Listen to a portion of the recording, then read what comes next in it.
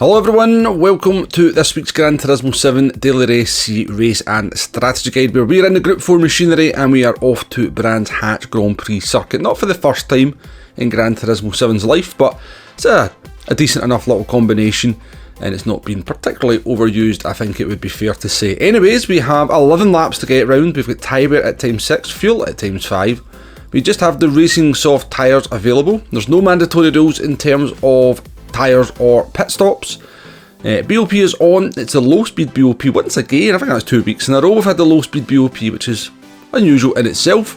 Damage is light, it's a rolling start, and slipstream is real. There is settings available in this one in terms of being able to change the brake balance and also the suspension dampeners, but that's not something I have really touched in terms of the dampeners.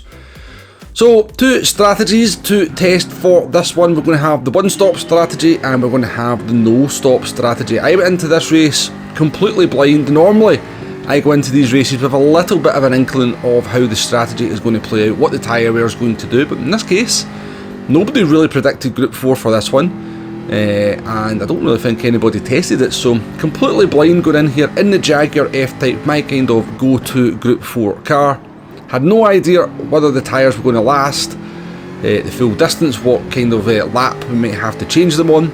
I'll be honest with you, this is the one-stop strategy we're going to test here, but I did go in with the sort of thought, you know what, I'm going to do the no-stop strategy here. So initially, I was just thinking the tyres will last the distance. I don't think the fuel's going to be an issue. Let's do the no-stop strategy. So, as I said, in the Jaguar, we've got Sebastian Loeb, it's not Loeb, in the Jaguar in front of us as well. We've got a lot of Supras, we had a lot of Ferraris as well, and a few other odds and sods from the Group 4 category thrown in, but most people were in the Supra or the Ferrari, a couple of Jaguars here at the back. So yeah, just getting a feel for the track here. I did a couple of laps in time trial, just going through the pit lane just to get my bearings a little bit. Tricky track though, Brands Hatch is sort of a confidence track. A track that you'll kind of pick up speed as the week goes on, as you just get a little bit more confident in throwing the cars into some of the extremely dangerous corners that Brands Hatch has to offer. Very little runoff, very easy to clip the grass and spin the car off, but we've actually managed to get through the first lap here, and this actually shocked me. First lap completed, nobody's binned it. Now that is very unusual indeed, but we get a little bit of a run on P14, P15 down the inside here, overtaking the other Jaguar and the Supra, still on our outside here. So we're going to outbrake them into the hairpin and move completed. At least I thought the move was completed. Then we get a little bit of a bang from the side from our fellow Jaguar driver. Now he's alongside us down into this corner. Now, you don't want to be on the outside of somebody through these corners, as the fellow Jaguar driver is about to find out. So, very, very fast driver. I didn't know who this driver was, so I was kind of defending from them, because I was like thinking, well, I don't recognise the name. I think I might be quicker than them. I wasn't. They have incredible pace, by the way. I don't know who this driver is, but they are very, very fast. We'll get a little bit of a run on us towards the fast right-hander here on our outside there. They're going to hold around the outside. We give them the room. They get a little bit more momentum, and then I'm going to try and outbrake them into this corner. There's going to be a little bit of contact in the mid part of the corner, and it's going to actually send the other Jaguar driver off. Completely accidental, very much a racing incident. We'll take a little bit of a look at it after the race. But it did put them off the track, cost them 5 or 6 seconds. I did apologise at the end of the race as well, and then they asked me why I didn't wait for them. But as far as I was concerned, that was a racing incident. They put their car on the outside of a very dangerous corner. The contact was kind of mid-corner as well. I wasn't really expecting them to hold it there. I thought they would kind of just brake early, then try and undercut my car into the inside. Yeah, apologies to that driver for them ending up off the track, but you know my policy, I put a video out about it, we do not wait. But anyway, I'm gambling on too much there. By lap 6, I realised we weren't actually going to make these tyres last till the end, so into the pit lane we come. Do be careful in the pit lane if you are making a pit stop. Fresh set of soft tyres. These tyres were only going to last till lap 9 had I stayed on them. And your pit loss is going to come in around about 13 seconds. Fuel is no issue in this one, despite the fact it is at times 5. I think to try and make the car nice and light, or sort of get it lighter as the race goes on, so the no-stop strategy is a little bit easier on the tyres. But yeah, around about 13 seconds. I haven't tested it completely, to be perfectly honest with you. So yeah, around about 12 to 13 seconds is your pit loss.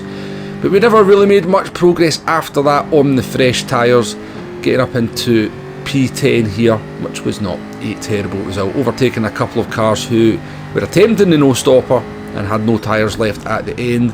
We did gain 5 seconds on P1 over the second stint there in the Ferrari. They did do the no-stop strategy, so I knew at that point they were on very dead tyres, but we only gained about 5 or 6 seconds on them, which is not 13 seconds. So let's take a look at this incident with our fellow Jaguar driver coming through the fast right hand. I always forget the names for the corners at the Brands Hatch. And then we go for a little bit of a late braking manoeuvre to try and keep the position. There's a little bit of contact. Their front right of their car to my rear left, and it bounces them off the track. It's very much a racing incident.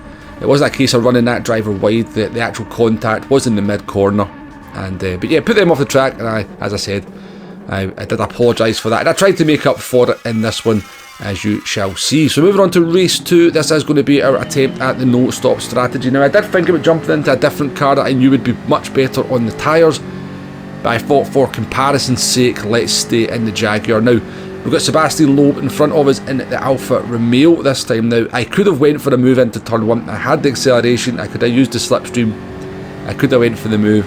And again, I could have made his life a little bit more difficult into the hairpin here, but I thought, you know what, I put them off the track, cost them a little bit of time, and let's kind of just let them get on with their race, not cost them too much time. I know at this point now they're a much faster driver than me, so there's no point in me getting into a fight with that driver. I'm better off to let them upset the other drivers in front of me and then try and take advantage of them working their way through the pack. So again, come to the end of lap 1 here. It's all been fairly civilised for Brands Hatch, but in this one, Brands Hatch is about to, well, it's about to become a much more kind of Brands Hatch kind of race.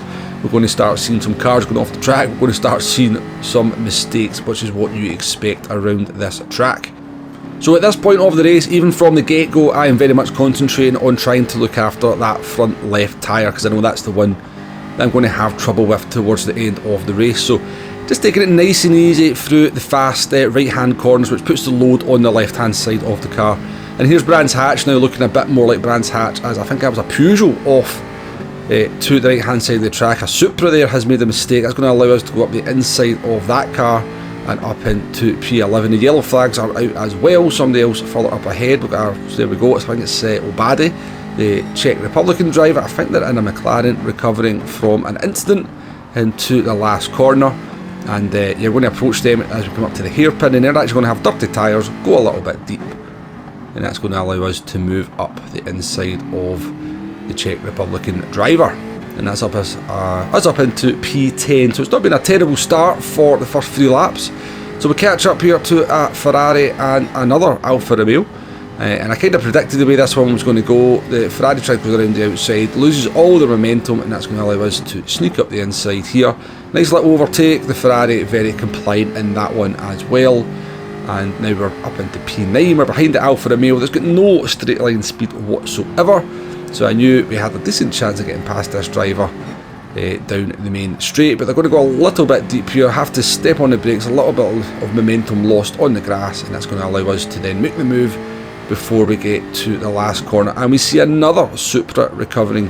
And it's Danny, who's obviously had some kind of incident as well.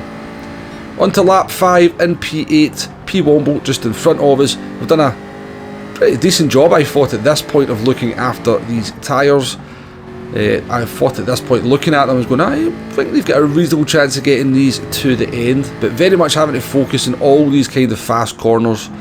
You know, so much load goes through the left-hand side of the car, so just using like higher gears, not kind of trying to go through these corners with optimal speed.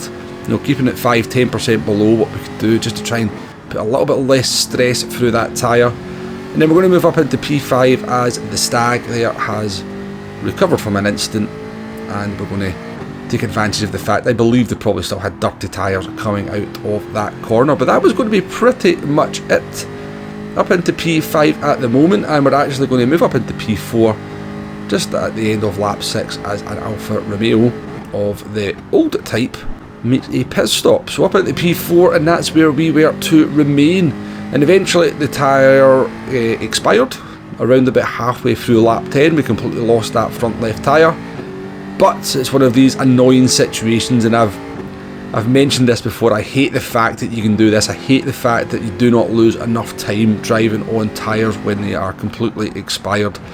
So best lap we've done is a 1:30.0, and even with the front tyre completely destroyed and all the other tyres reasonably well worn, we're going to finish here with a 31.6 or 7. So we're literally only a second and a half slower on completely dead tyres as we were when the tyres were in good shape, which is why people are choosing to do the no stop even though the tyres are going to completely be dead.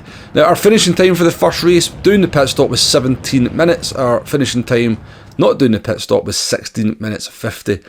So 10 seconds faster on the no stop. Now, a couple of cars you may want to sort of test in this one is the Citroen and the Alfa Romeo, both of which managed to get their tyres to the end with some tread still on them. The Supra seems to destroy the tyres. The Jaguar destroys the front left. The Ferrari also destroys the front left and the rear left as well. So there is certain cars out there that seem to be in better shape when it comes to doing the no stop strategy, and I expect this could very much become a Citroen one make race as the week goes on. But let's discuss those strategy options, the pros and cons of them, and why one strategy may suit some drivers better than others. So the one stop strategy you're going to put on lap 5 or 6, probably lap 5 because the tyres will be better on the second stint with the lower fuel.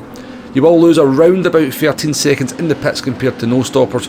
Fresh tyres will mean you're much quicker at the end of the race, but it's tricky to make up that loss of the pit stop plus overtake non-stoppers.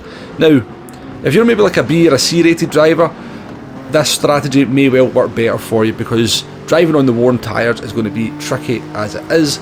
Now maybe you'll just feel a lot more comfortable driving on the fresh tyres, even though you are got that considerable loss. Brands Hatch, such an easy track to make mistakes on, so give yourself maybe the advantage of having the fresher tyres at the end. But just something for you to test. Pad players as well, you could possibly run out of tyres on lap 7 if you're doing the no stop strategy, so maybe the one stop is going to be the way for you to go. But in the fastest strategy, the best strategy is going to be the no stop strategy. Look after the tyres from the get-go so you can still have some tread at the end, but most cars and drivers will run out of the front left tyre by around about lap 9, but you continue without losing too much lap time, making it worthwhile to save the 13 seconds that you would lose in the pits. It's somewhat annoying for me that that's the way to do it. I do think PD need to kind of make the penalty of driving on completely worn tyres much more severe.